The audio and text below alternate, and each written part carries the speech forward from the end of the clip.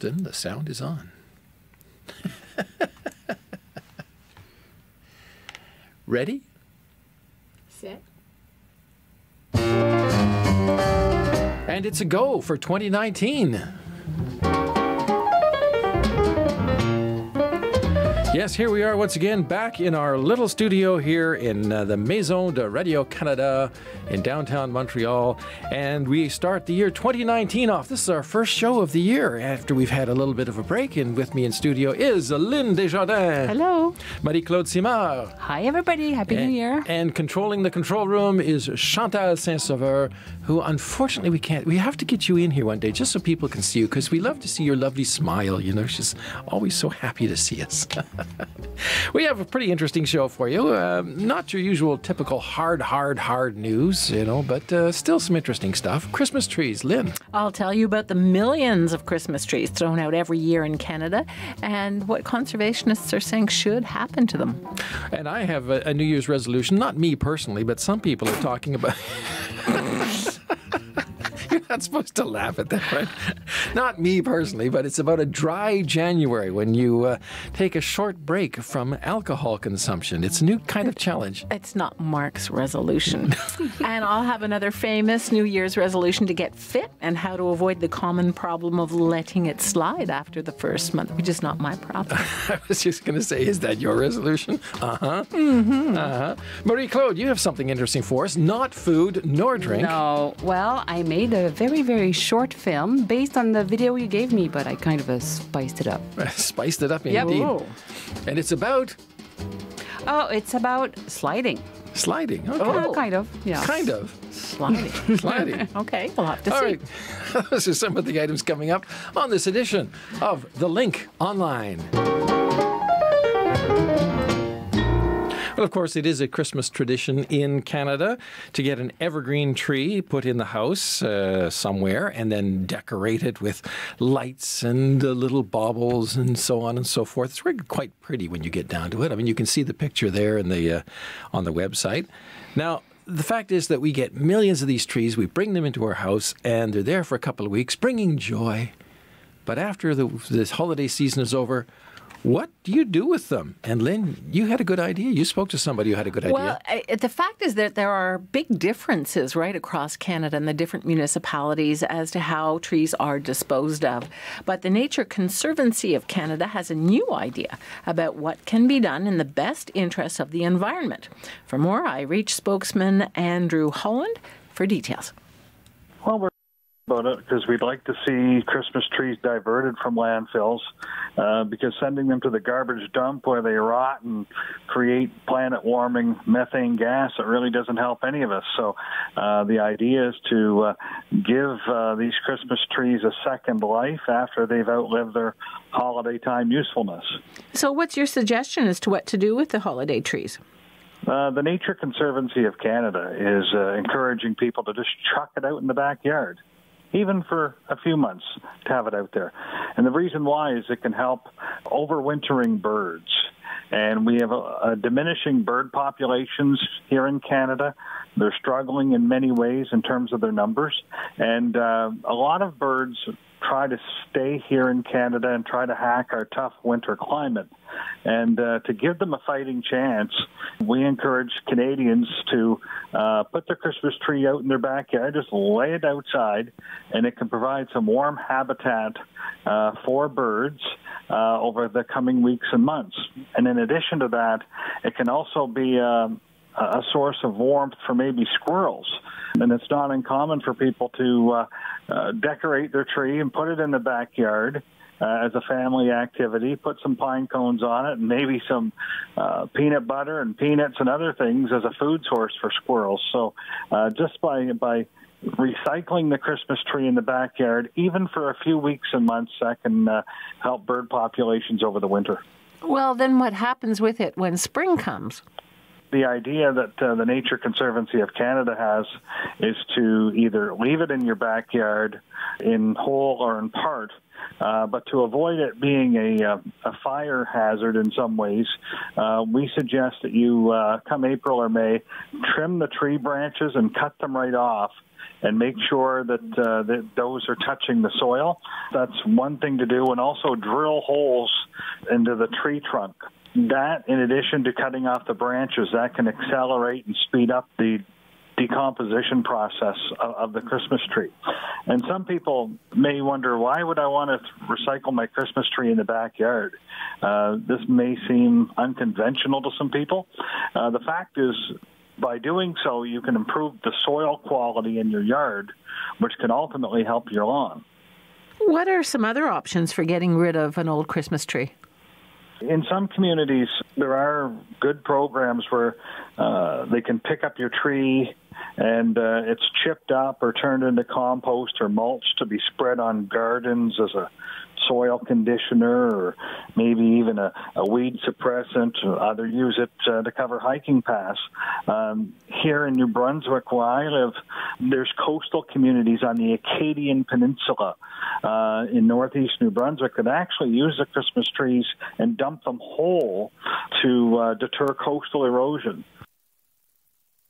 And I asked Andrew Holland what the Nature Conservancy of Canada's stand is on cutting down these evergreen trees for Christmas in the first place. And he said the conservation group is not against the harvesting of these trees and the growing of them too. He says it's such a tradition. It's so important in Canada. And he says the business is important too. Canada has about 1,900 Christmas tree farms that provide employment, particularly in rural regions in the provinces of Quebec, New Brunswick, and Nova Scotia. And before the trees are harvested, they also capture carbon, they emit oxygen, and provide a habitat for the birds. So, as it, when it comes right down to it, the main concern of the Nature Conservancy of Canada is not harvesting Christmas trees, but it's what we do with them after we've used them. Well, that's interesting, because I've seen a couple of stories that say instead of doing what he says, bring it to a zoo where the goats like them. Oh, really? Goats eat them. Yeah, the goats eat them, so it's recycled that way. And apparently it's a dewormer as well. Oh, well, good to know. He says the goats really like Christmas trees for some reason. Oh, but I don't know if there are enough goats in Canada. Probably. I don't know, to eat up those millions of Christmas trees? Well, I suppose if you live relatively close to some zoo or somebody that has goats in a rural area, if you know somebody who has goats, maybe that would be like a treat for them. Yeah, and apparently some pulp and paper plants in the eastern part of Canada are using them as fuel, as an alternative to oil. They'll burn up the trees and use that to fuel the plant. Yeah, because those pine trees and so on, they burn. They're oily, so they do burn. Oh boy, you don't want to put one in your fireplace. That's the last thing you would definitely not want to do that. No, they explode. Well, not only that, it's they gum up the chimney. The chimney. So. Yeah, the flue. I just want to say that they would help you turn on your mic if you're going to say here it is. So we have Riaz Hussein, who's watching from Pakistan. Whoa, hi. Hello. Hi, Riaz. Cool. All right. So coming up, another sort of campaign of sorts, Dry January.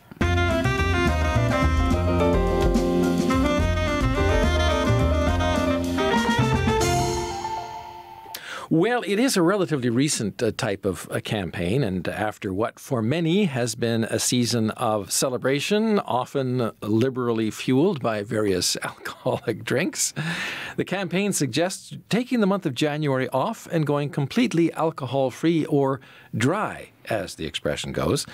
Now, it's not really in an effort to detox, as it were, or for any immediate health benefits. It's rather a chance for people to reassess their relationship with alcohol, and maybe to confirm also that they are in control of alcohol and the alcohol is not in control of them. They're the other way around. Now, Sue Vandermorris is a clinical psychologist at Baycrest Health Services in Toronto. That's a research and teaching hospital. And she says alcohol abuse can sneak up on people over time without them really realizing their growing dependence. And Dry January can be a good test for people. In this excerpt of our longer conversation, I asked where the idea for Dry January came from. I don't know where the original came from, but it's certainly become popularized by a charity, an organization out of the UK that has kicked off some social media type challenges, challenging people to take on this pledge to stay dry for January. And with the idea that if you do that and if you reflect on your relationship with alcohol use and give life a try without alcohol, you might find that there's room for you to re-examine your relationship with alcohol and ideally move more towards a life of moderation. Besides the financial aspect of saving money by going dry, what are some of the physical or perhaps even emotional or psychological benefits of going dry? There's lots of room for this to be a good thing for a lot of people. So, of course, January in general for a lot of people is a time of reflection and renewal and thinking about how we want to be our best selves in the new year. And there are many great resolutions made and broken very quickly in the early days of January. The nice thing about the dry January idea is that it has some features that psychologists know are helpful in making sustained behavior changes. So one of the features is that it's very specific. It's very easy to tell if you're following this pledge or not. You're either drinking or you're not. The other thing about it is it's time limited.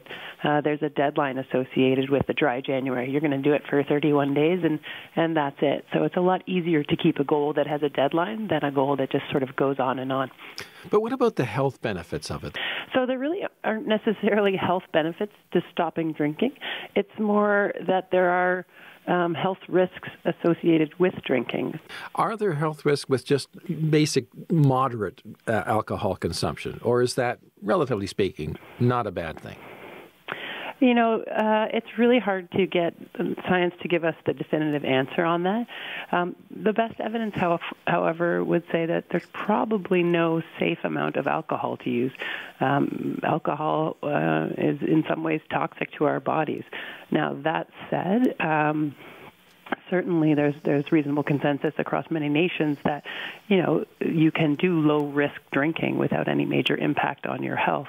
So the Canadian guidelines, for example, talk about sticking below 10 drinks a week for women, no more than 2 at a given time, a little bit more for men. But wasn't there a study in the past that said a little bit of something like red wine with your meals is actually kind of good for you?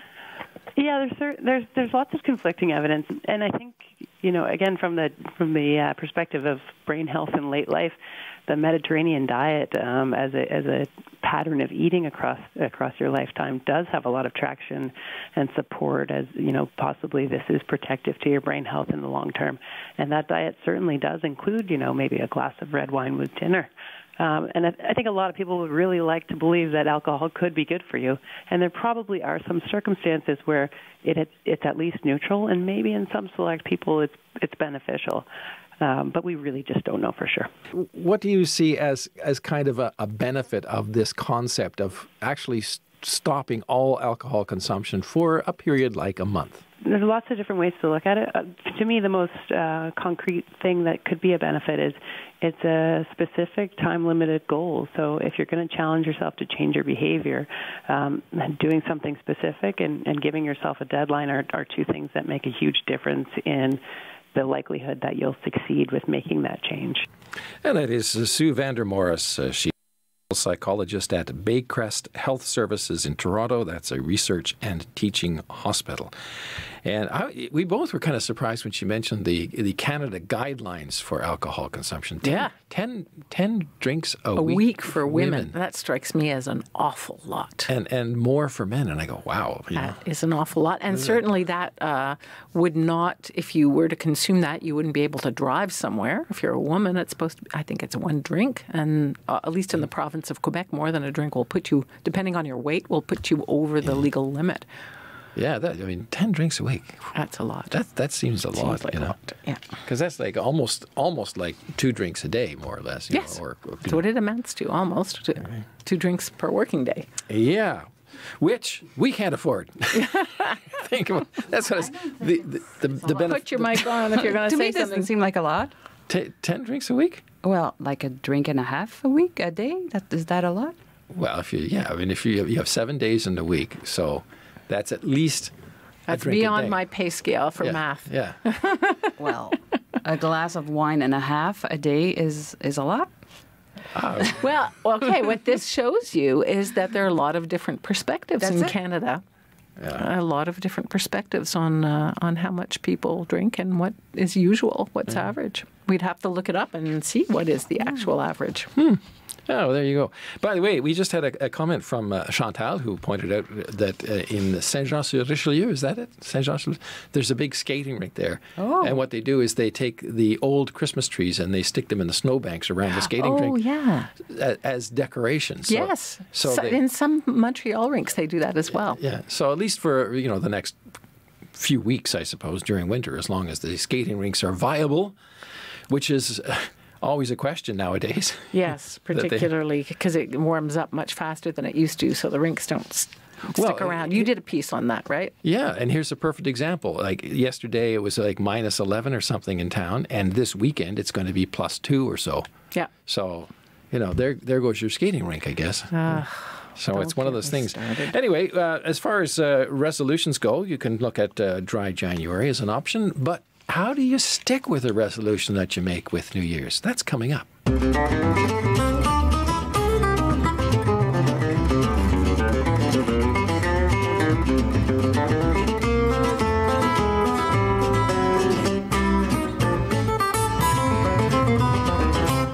And there you go. You have to, I suppose, pity the poor Canadian souls who make New Year's resolutions, but just can't keep them past the first few weeks. And Lynn, you talked about a particularly popular one. Oh, yes, Mark. As we know, and we often hear in the news, many Canadians are overweight and not active enough, and that has serious health consequences. So many of us resolve on January 1st to turn over a leaf and get fit. And it's the oldest story in the book that we join a gym and then after January, the attendance really falls off. People stop going, and that's it for the year. So I spoke with personal trainer and fitness expert David Kim McKinnon to find out how people can stay motivated and stick with their plan to get fit. Easy, but in actual, it's pretty hard, especially if gym is not your thing. There's tons of things that I tell my clients to do to stay motivated. One is write your goals down. Make sure it's somewhere visible in your apartment or your house. Make sure you see it. For example, I'll have a whiteboard calendar in my kitchen, and I use that every day. I pass by every day. I make sure I write down my daily goals, my weekly challenges. That way, it's a constant reminder. It's in your face. It's a constant reminder that you should do some work. Now, for people who are not gym rats, how do you suggest they get started? If you're a member of a gym, they usually have personal trainers that offer a free consultation or a free complimentary workout. Definitely take up those services. If gym is not your thing, you need to be led in the right direction. So get a hold of any kind of fitness expert like myself that will take you to the 101. Usually do some kind of assessment with you. We educate you on certain things that you did not know about your body, certain areas that you should work on, that you should focus on, and how to attack it, right? So we'll hook you up with a specific program that's specific to your body type as well as your goals. So it'll be much more efficient in helping you with that. Is it good to work out with other people? Oh, for sure. I definitely recommend that. It's a lot of fun. It might even add a little bit of a competitive edge, which will, push you past your normal limits. I work out with a buddy of mine, and we have the same schedule, so it works out. It's great for, those long, grueling days where you don't necessarily have so much motivation. It'll definitely hold you accountable, especially if you have a nice routine going. Your partner usually be like, come on, man, you got to make it out to the gym or something. So it gives you that extra push. It's fun. Myself, I'm a group fitness trainer, so I teach large groups of classes, and it's so much fun. It adds a total different element. You go in, it's very time efficient. You spend like 45 minutes, and the instructor will lead you out through the whole process. So it's very time efficient. It's fun, engaging. The trainer helps you out with your form and stuff. So it's safe, but it's a lot of fun for sure. Well, what do you think of smartwatches and fitness trackers? Smartwatches and fitness trackers are amazing. They're great. They're extra motivation. It's great because the technology nowadays is so advanced. They're working hand in hand with fitness, the fitness field, and they're making sure that these devices are so accurate, recording your steps, tracking your heart rate. If it makes that big of a difference between you taking the elevator to work or walking those 7 flights of stairs just to get your few thousand extra steps. I think it's awesome. It reminds you to stay active. I mean, it's on your body, so I mean, like, it's a constant reminder that you have to stay in shape and, you know, help you hit your goals. And that's David Kim McKinnon, and he is a trainer and a fitness expert. So, confess. I have a smartwatch. It knows the time. 24 hours a day, it can tell me exactly what time it is. That's, you know, I like that. You're evading the question, which is, how do you stay fit? He does walk to the metro. I walk to the metro. The subway, yes. Yes. But, you know, I've seen, this is the thing about New Year's resolutions is they're always started with the greatest of best intentions, but the follow-up is tough. I mean, fitness thing, I know personally of a couple of people who say, yeah, I'm going to go to the gym, and they actually sign up. Oh, and, yes. And that's it, like 2 weeks in, 3 weeks, and then they sort of fade away. Life gets in the way, you know, I haven't got gyms time. Count on it. I mean, they make their biggest money in January, and that's why no one will give you a month only membership. You have to buy the whole year because they know full well that people are going to quit after January. Mm. So you still haven't answered the question. You don't have a fitness program, right? Oh, I in the summer, I do a lot of work. You do work around the house. Oh, yeah, I know he does. I do lots of work. In fact, Marie-Claude? What? Oh, well, resolutions? No, fitness. Oh. We'll get to resolutions in a minute. Yeah, then we're going to do the no alcohol resolution. No, I'm pretty good, but of course I'd like to be more active even.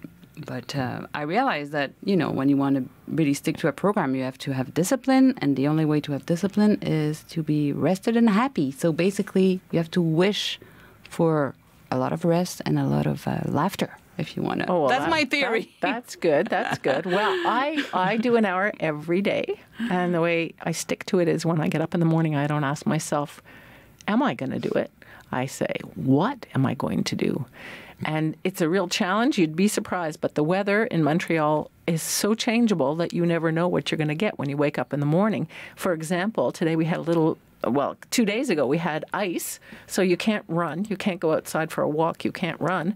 So I got the skates on and skated at my local rink. Oh, yeah. But I've been lamenting the fact that we don't have snow. Now we finally got snow, so this weekend I'm hoping to go for a cross-country ski. We see, here's how I keep exercise. I shovel my driveway. You shovel. Oh, how long is your driveway? It's long enough.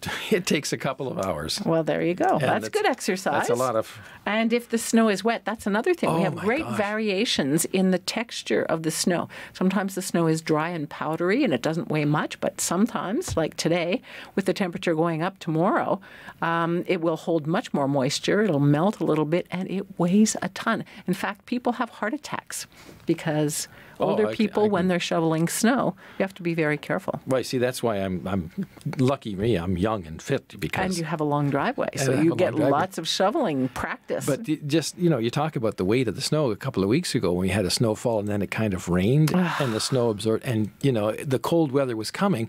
So if you don't clean your driveway and the cold weather comes in, you have rain-soaked snow and it turns to ice, which is impossible to clean up and so on. And by golly, when I was shoveling that snow, it was heavy. It was terrible because, you know, every shovelful of snow weighs more than a couple of kilos easily. Yeah. And you have to lift it. And you have to lift it and throw it and then and the bank builds up, so you have to lift it higher. And the most fun of all, now, if you have a house and a driveway and you live in a country that has snow, you may have experienced this, but you clean your driveway out and it's all finally done and you're resting there going, oh, at last. And then the snowplow comes along from the street and puts another... Yeah, and it plows a long line and plows it on an angle. So you end up with a big buildup of compact snow right in front of the driveway that you just shoveled.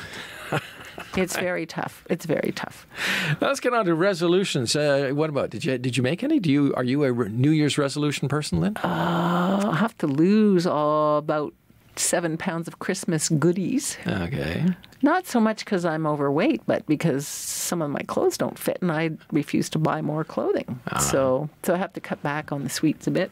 Okay. Chantal, what about you? Are you a resolution person? No? Shaking her head, no. No.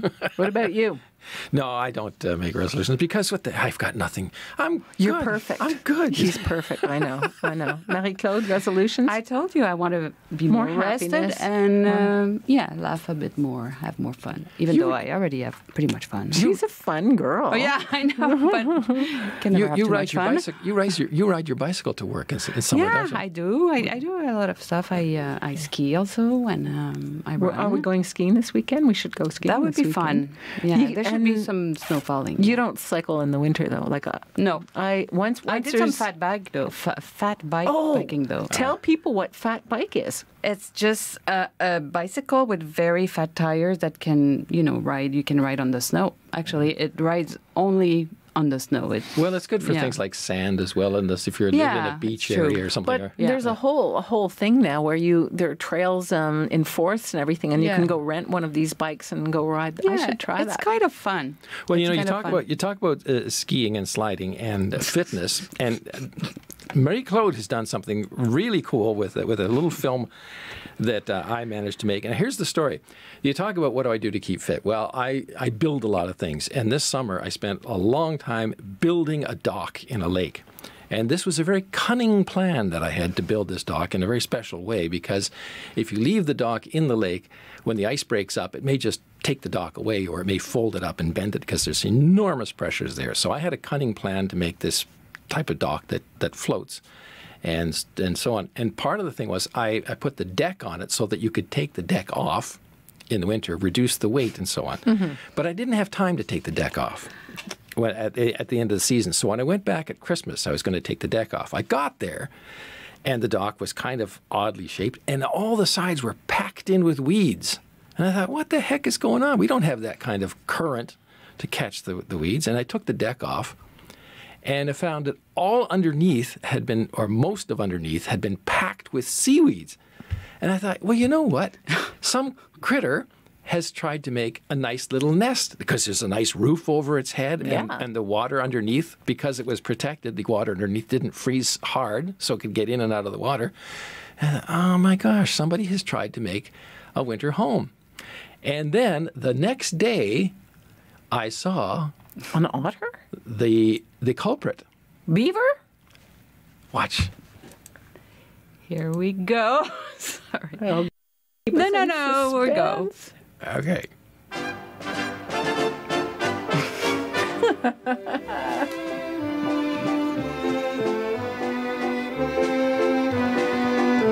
Now it's hard to see, but he's running and then sliding, and running and sliding.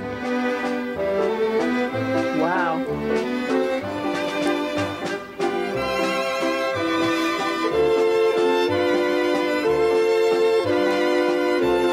Oh, there you can see it. Yeah.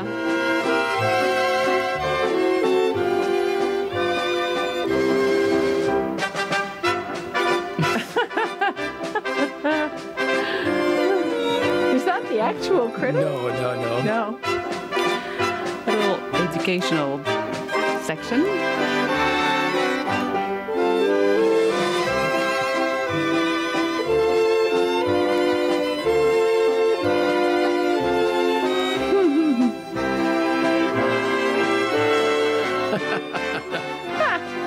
Very nice.